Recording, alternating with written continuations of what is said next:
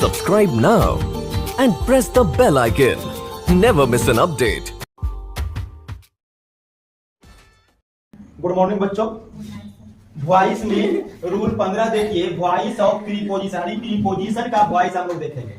Preposition का voice दो प्रकार से बनेगा। पहला नियम क्या है कि अगर एक्टिव वर्ब में प्रीपोजिशन या एडवर्ब रहेगा तो वर्ब को यानी एक्टिव वॉइस को पैसिव वॉइस में बनाते समय जो प्रीपोजिशन या एडवर्ब है उसको लुप्त नहीं करेंगे, जहां पर रहेगा वहीं पर रहने दीजिए। ये तो पहला हो गया। दूसरा, अगर नहीं रहेगा, इसमें क्या है कि प्रीपोजिशन या एडवर्ब रहेगा, अगर ऐसा हो सकता है कि नहीं रहे तो नहीं रहेगा तो वहां पर लगाना पड़ेगा। तो पहले एक नंबर देख लेते हैं, उसके बाद बी नंबर देखेंगे। देखिए एक्टिव वॉइस का पैटर्न में क्या हो जाएगा। सबसे पहले आपको सब्जेक्ट मिलेगा, सब्जेक्ट के बाद वर्ब। अब देखिए ये जो वर्ब है वो पिछला जितना भी रूल आप पढ़े हैं 13-14 रूल वो सबके अनुसार रहेगा। यानी यहाँ पर वर्ब PV1 हो सकता है, PV2 हो सकता है, PV3 है के साथ हो सकता है, हेड के साथ PV3 हो सकता है, मोडल वर्ब वाला हो सकता है, या फिर इंफिनिटिव वाला हो सकता है। मतलब जितना पीछे पढ़े हैं उसमें से कोई भी रह सकता है। तो आप पीछे पर डिपेंड करेगा कि पिछला आप कितना कवर किए हुए। उसके बाद इसमें रहेगा प्रीपोजिशन या एडवर्ब, और फिर क्या रहेगा ऑब्जेक्ट। ठीक है, तो ज्यादा कुछ नहीं है, ध्यान दीजिए। जो पीछे आप रूल पढ़े हैं वही रूल रहेगा, खाली इसमें क्या होगा कि प्रीपोजिशन या एडवर्ब को जुट जाएगा। ठीक है, और अगर इसको पैसिव में बदलना है तो पैसिव में बदलने के लिए क्या कीजिएगा, ध्यान दीजिए।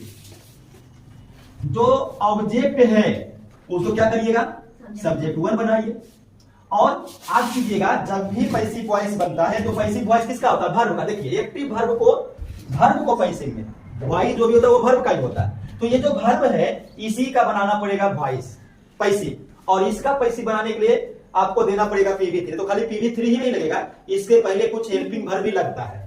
तो हेल्पिंग वर्ब, उसके बाद दीजिएगा PV3। अब ध्यान दीजिएगा ये जो हेल्पिंग वर्ब है वो कहां से लाइएगा, वो इसी से लाइएगा। जैसे देखो अगर है सी लुक्स आफ्टर मी, ये क्या है सब्जेक्ट, लुक्स वर्ब का 5वां रूप, ये आपका प्रीपोजिशन या एडवर्ब है, और ये ऑब्जेक्ट हो।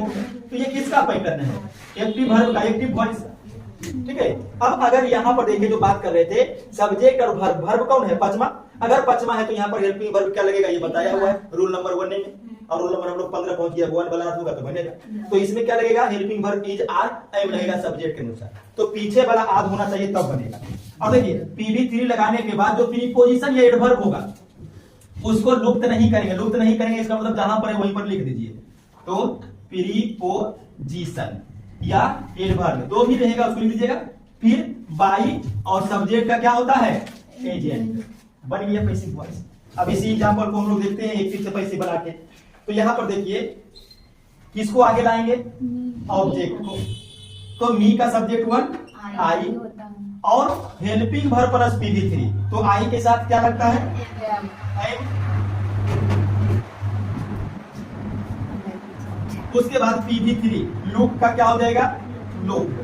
तो देखिए ये जो वर्ब है उसी का हम पैसिव बनाते हैं।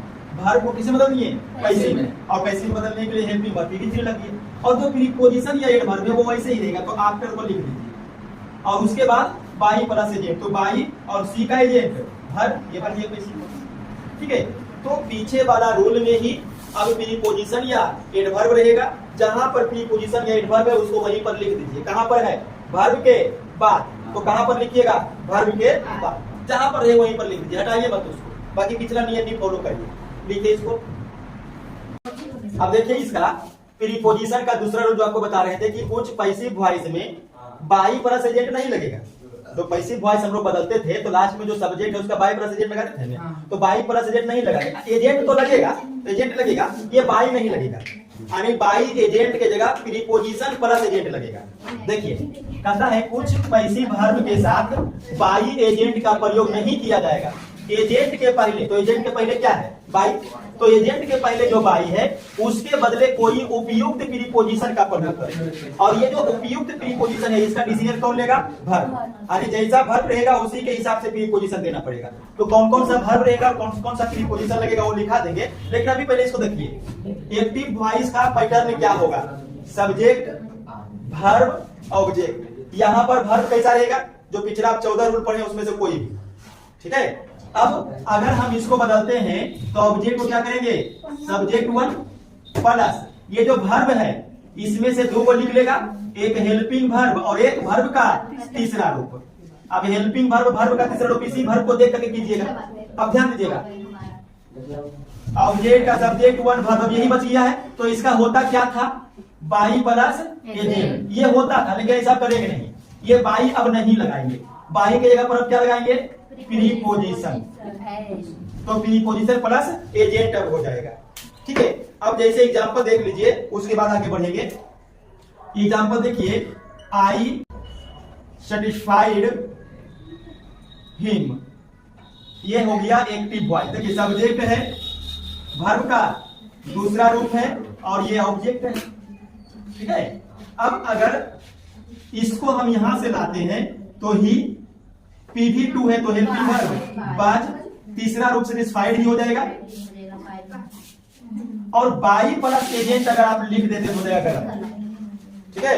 यहां पर अब हमको लगाना पड़ेगा एक उपयुक्त प्रीपोजिशन, संतुष्ट होना। संतुष्ट होना मतलब क्या, किसी से संतुष्ट होना ही ना होगा, जैसे मैं उससे संतुष्ट हूं, मैं तुमसे संतुष्ट हूं, तो से के लिए क्या लगेगा, विद। उसके बाद एजेंट लगा दीजिए मी, ये बन गया क्या, पैसिव वॉइस। तो सबसे ज्यादा इंपॉर्टेंट इसमें क्या है कि कौन सा वर्ब रहने पर कौन सा प्रीपोजिशन लगाइए, ठीक है। तो इसको नोट करते हैं, उसके बाद हम नोट में दिखा देंगे कि कौन सा वर्ब के साथ कौन सा प्रीपोजिशन है, ठीक है। यहाँ पर पहले आप नोट कीजिए। अब देखिए, निम्नलिखित वर्ब में पैसिव वॉइस के बाई के स्थान पर प्रीपोजिशन का प्रयोग होगा, ठीक है। समझिए कौन कौन से वर्ब आएगा जिसमें आपको बाई नहीं लगाना है और बाई की जगह पर कौन सा प्रीपोजिशन लगाना है। जैसे देखिए, अगर मैरिड है, नोन है और लेग्ड है, तो ये 3 वर्ब ऐसा है जिसमें बाई का प्रयोग नहीं होगा। तो अगर बाई का प्रयोग नहीं होगा तो किसका प्रयोग होगा, प्रीपोजिशन का। तो कौन सा प्रीपोजिशन लगाइएगा, तो ये तीनों में से कोई एक अगर आता है तो टू प्रीपोजिशन लगाइएगा। कौन सा प्रीपोजिशन, टू, ठीक है। जैसे मान लो अगर रहेगा I known you, I known you, तो हो जाएगा you were known to me, by नहीं लगेगा, ठीक है। तो इस प्रकार से होगा, मैरिड के साथ भी ऑब्जेक्ट के साथ भी। लेकिन अगर सरप्राइज्ड आ जाए, शॉक्ड आ जाए, एस्टोनिश्ड आ जाए, अमेज्ड आ जाए, vexed, startled, smile, mock, envied at something, envied at यहाँ पर समथिंग मतलब कुछ भी, कोई भी वस्तु का नाम रहेगा, तब इसके साथ आप कौन सा प्रीपोजिशन लगाइएगा, इसमें भी बाई नहीं लगेगा, तो इसके साथ प्रीपोजिशन लगेगा एट। कौन सा प्रीपोजिशन लगेगा, एट। यानी इतना सारा जो वर्ब देख रहे हैं, इस वर्ब में कौन सा प्रीपोजिशन आएगा, एट आएगा, ठीक है।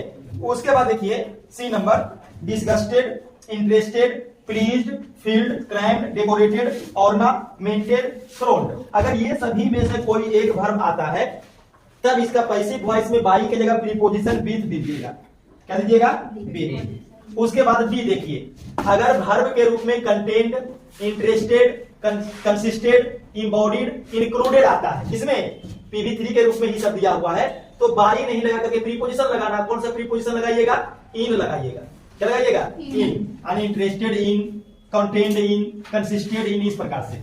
और अगर मेड है, फील है, टायर्ड है, तब वहां पर प्रीपोजिशन क्या लगेगा, ऑफ लगेगा। तो ये आप इतना याद करिएगा कि कौन सा वर्ब में बाई नहीं लगाना है, और बाई नहीं लगाना है तो कौन सा प्रीपोजिशन लगाना है, टू किसके साथ, एट किसके साथ, विद किसके साथ, इन किसके साथ और ऑफ किसके साथ, ठीक है। ये कंप्लीट हो गया, इसको नोट कीजिए।